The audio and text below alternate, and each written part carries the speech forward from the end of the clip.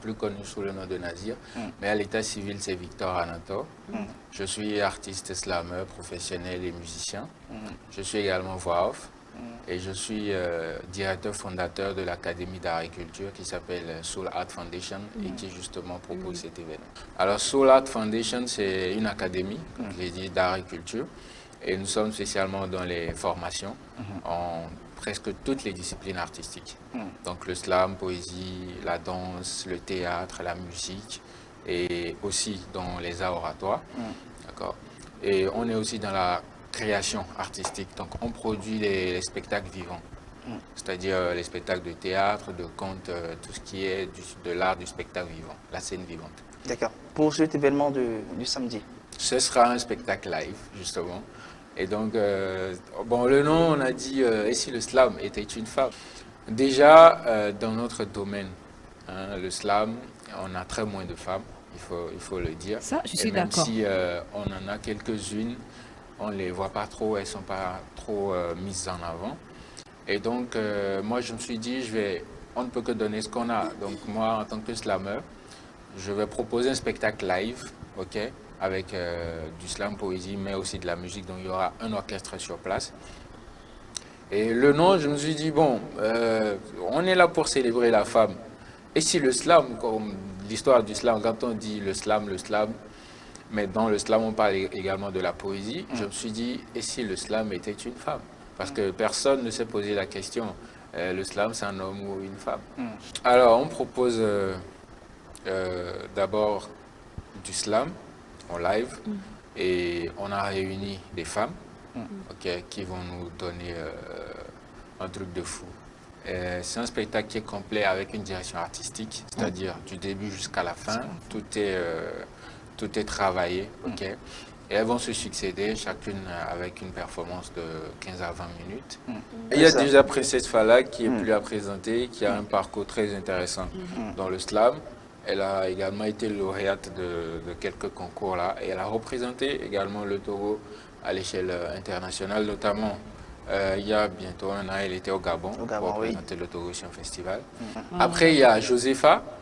Josepha, c'est l'Empagne là, qui également est une pépite du slam féminin ça, je suis d'accord. au Togo et elle est à remarquer. Voilà, il y a aussi Marie Pab qui est à la base comédienne du théâtre, qui a fait un master en théâtre et qui s'est intéressée au slam dernièrement et qui fait de belles performances en slam. Et je précise qu'à la compétition slam patriotique organisée par Caporal Wisdom, l'édition dernière, elle était vice-championne. Il y a notre jeune slameuse qui est nouvellement arrivée aussi, qui s'appelle Mercy et qui suit des ateliers à Soul Art Foundation. Et on a jugé qu'elle a atteint maintenant un niveau de pouvoir monter sur scène et de prouver ce qu'elle a dans le ventre. Et il y a une rencontre que j'ai faite dernièrement, je crois le mois dernier, à Palimé, sur un festival Art et Mémoire, organisé par l'artiste performeur Ras Sankara. C'est sur ce festival que j'ai rencontré une magnifique chanteuse qui est d'origine normalement togolaise et gabonaise, mais qui vit en France depuis des années. Elle s'appelle Mamka et c'est elle qui a de la guitare sur l'affiche. Elle est chanteuse et je l'ai découverte, on a fait déjà même un duo, qui de mieux pour représenter la femme, surtout qu'elle a un album et le titre phare de l'album c'est Nyonou. Le samedi prochain, le 8. D'accord. À quelle heure concrètement? C'est à 20h et c'est précis, hein, genre, on commence à 20h. Moi je suis souvent honnête, donc c'est pour être honnête que j'ai mis 20h. C'est pas 20h africaine? Non, c'est pas. Sinon j'allais mettre 18h ou bien 19h et commencer à 20h. Mais j'ai dit honnêtement que ça commence à 20h. Donc à 20h, le spectacle commence. D'accord. C'est où déjà? À African Route, qui se trouve à Adidogomé, derrière Bukaru, l'agence Togocom Bias de Bukaru. Il y a une écurie sur le tronçon on l'appelle Colonel Teko. Ceux qui habitent la localité peuvent se retrouver. Donc le lieu se trouve en face de l'écurie, sur la route du Colonel Teko. Et c'est derrière l'agence Togocom Bias de Bukaru.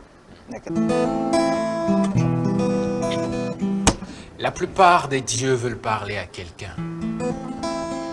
Alors le poète se contente d'être là. En rôle à bas, eux aussi s'ennuient. Il y en a qui s'énivrent sur la balance des 7 vierges de la musique.